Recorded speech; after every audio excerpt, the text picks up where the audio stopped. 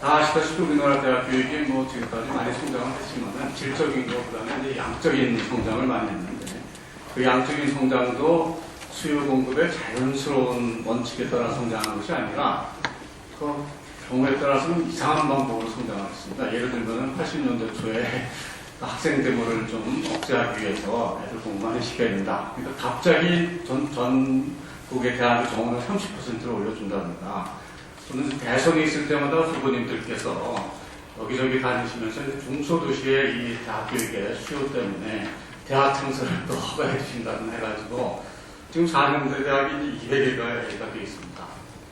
그럼 우리나라의 인구가 한 4,800만 정도 되는데 지금 타임스 그 평가에서 항상 좋은 평가를 받고 있는 호주를 예를 들면 호주하고 우리나라가 GDP가 비슷합니다.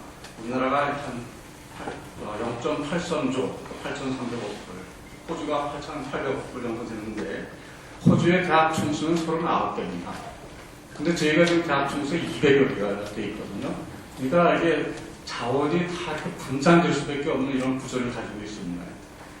그래서 지금 교육부에서 애를 쓰셔가지고 이 문제를 뭐 다 인식을 하시고 대학 통합을 위해서 아주 노력을 많이 하시는데 뭐 지금 실적도 꽤 있습니다. 그런데 그 통합하는 걸 보면은 수직적 통합이 이루어져야 되거든요. 그러니까 통합을 할 때 경쟁력 있는 양대학이 통합할 때 경쟁력 있는 학과로 다른 학과를 흡수를 시켜야 되는데 지금 보면은 그냥 여러 개의 캠퍼스를 병렬한 수평적 통합에 그치는 그런 일이 많지 않은가. 그러면 통합의 효과가 별로 없겠습니다. 그래서 이게 지금 뭐 많은 대학들이 정원도 미달한 대학을 속출하고 따라서 뭐 교육의 질적이 인처하는 뭐 눈에 뻔합니다. 그래서 그 한국경제신문에서 며칠 전에 조사한 결과에 의하면 과학기술자 자체도 우리나라 대학 교육의 공개 이렇게 양성에 대해서 자신 없다. 이렇게 해서는 안 된다 하는 의견이 80% 이르는데 여기에 대해서는 뭐 저희 과학기술자 자신도 책임이 없다 하진 않은 것입니다. 그러면 이제 이와 오늘의 이 주제 발표와 관련해서는 사실은 학부 교육보다는 대학원 교육이 중요한 역할을 차지합니다. 그러니까 학문 후속 세대를 기르기 위해서는 박사과정이 아주 충실해야 되는데 그렇게 되면 어떻게 됩니까? 즉 세계적인 경쟁력을 가진 연구중심 대학이 많이 있어야 되는데요. 지금 제가 미국에 제가 학교에 행정을 좀 꽤 했기 때문에 미국에 여러 번 다니면서 여러 가지를 물어봤습니다. 미국의 경우에 그래도 세계적으로 경쟁력을 가진 대학을 연구 중심의 대학원을 유지하려면 도대체 어느 정도의 경쟁력과 인구가 필요하냐? 그냥 대강의 법칙으로 인구 200만 명의 하나 정도라고 얘기합니다. 물론 이제 주세가 인구가 워낙 작은 주는 자기네 주의 위상과 명예를 위해서 50만 명이라도 하나 만들 수 있죠. 그런데 빼고 큰 주는 대강 그런 정도를 따지고 생각을 한다고 하더라고요. 그래서 제가 이제 좀 조사를 해봤는데요. 그러면 미국에서 이제 가장 큰 주하고 비교하는 게 제일 무난한 거니까요. 캘리포니아 주 여러분하고 우리나라의 사례를 비교하겠습니다. 캘리포니아가 인구가 3,700만입니다.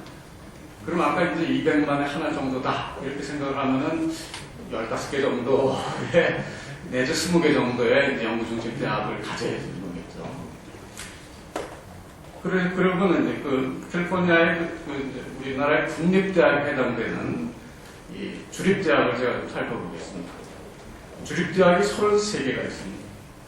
근데 캘리포니아의 주립대학은 완전히 두 층으로 나눠져 있습니다. 여러분들이 다 잘 아시지만은 유니버시티 오브 캘리포니아 시스템의 10개 캠퍼스. 우리가 잘 알고 있는 버클리, LA, 산타바바라, 산타크루 이런 좋은 대학이 10개가 있고 그 다음에 그 밑에 이제 저희가 옛날에 유학한 60, 70년대는 캘리포니아 스테이트 칼리지라고 했었는데 무슨 이제 이름을 격상을 시켜서 캘리포니아 스테이트 유니버시티라고 하는데 이것이 23개가 있습니다. 근데 여기서는 석사과정까지밖에 못합니다. 이건 제도적으로 못하는 겁니다. 그래서 이 주립 USC 시스템 10개 여기에 학생이 22만 명이 있습니다. 그런데 그 석사과정까지밖에 못하는 스테이트 유니버시티에는 23개에 41만 명이 있습니다. 그러면 교직원 수는 어떻게 되느냐? 교직원 수는 22만 명의 학생인 10개 대학이 12만 명이 있습니다. 교직원 수가 2대 1이라는 얘기입니다. 이게 물론 교수 및 직원이 다 포함된 숫자입니다.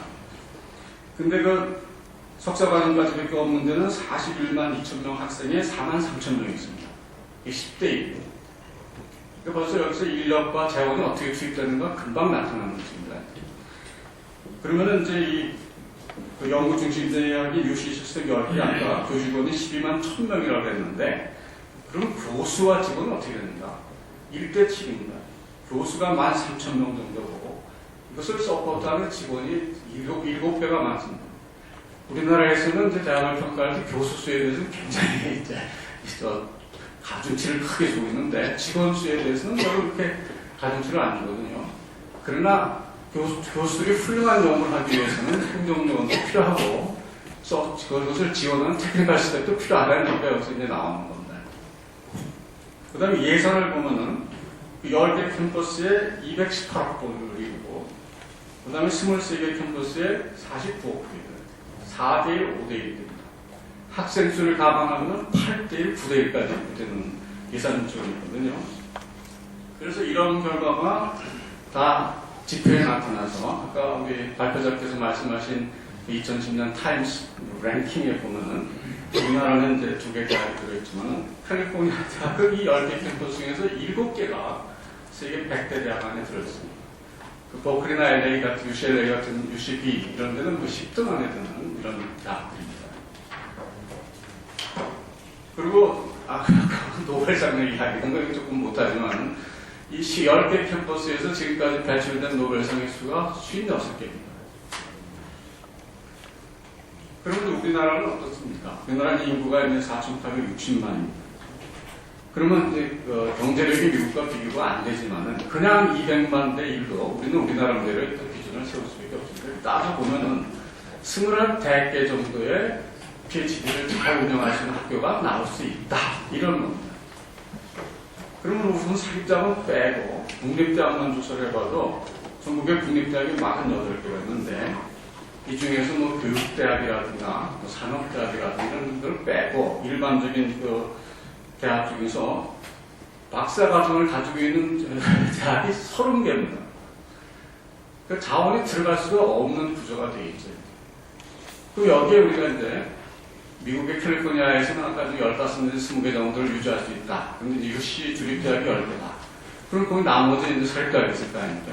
여러분들이 잘 아시는 뭐 스탠포드나 칼텍이나 또는 뭐 USC나 이런 것들을 합쳐서 그냥 20개 정도가 세계적인 경쟁력을 가지고 있는, 그러니까 그 타임 평가에서 한 2, 300등 안에라도 들어갈 수 있는 이런 대학원을 유지하는데 우리나라는 지금 국립대학과 주립대학을 비교해봐도 48개에서 30개를 대학에서 박사과정을 한다는 것이 무리다. 근데 금방 나타나고 또 사립대학이 웬만한 데는 다 종합대학이면 다 박사과정을 가지고 있습니다.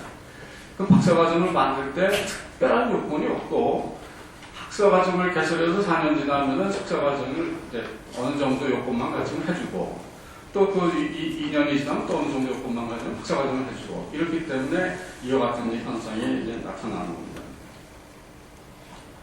그래서 그 아까 그 호주를 말씀드렸을 때 여기는 뭐 우리가 200개지만 39개밖에 없으니까 대학 수준도 여기가 그 타임스 평가에서 100등 안에 들어가는 학교가 5개입니다.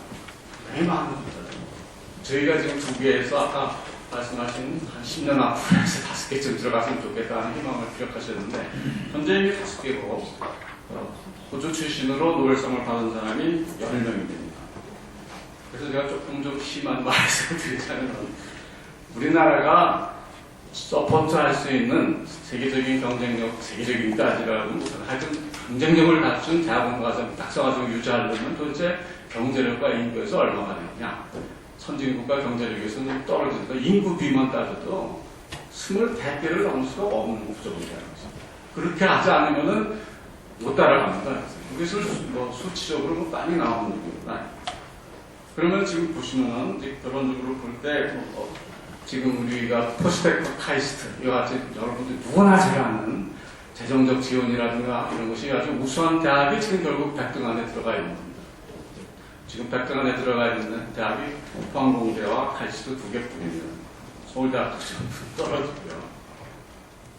그러면은 여기서 저희가 보면은 지금 정부에서 중점적으로 하고 있는 것은 순수한 이공계 중심자인 칼시나 포스텍이나 무슨 포스텍은 사립이긴 하지만 광주과기우나 대구과기우 이런 대학들 몇 개 하고 그 다음에 유수한 사립대학들 뭐 10여 개 하고 그 다음에 국립대학에 10개 정도 이렇게 몇 개 뭐 지원할 능력이 없는 겁니다.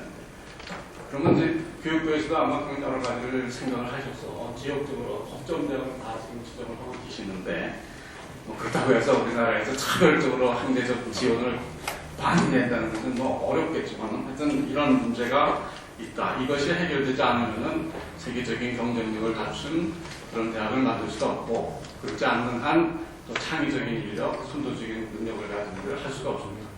웬만한 대학에 박사과정 여기 뭐 교수님들도 많이 계시겠지만 잘 살펴보시면은 그 과목당 학생이 두세 세 불과하고 그런 코스도 많거든요. 여기서 무슨 학생들 간의 경쟁력이 있고 여기서 무슨 학생들에 대해서는 평가가 이루어지겠습니다. 동의죠. 네, 그래서 지금 제가 말씀드린 것은 조금 어떤 과감한 이런 정책을 가지고 우리나라의 그 고등교육 중에서도 특히 대학원 과정에 대한 성찰이 있어야 되겠다 이런 말씀을 드리고 끝내겠습니다. 감사합니다. 예, 감사합니다.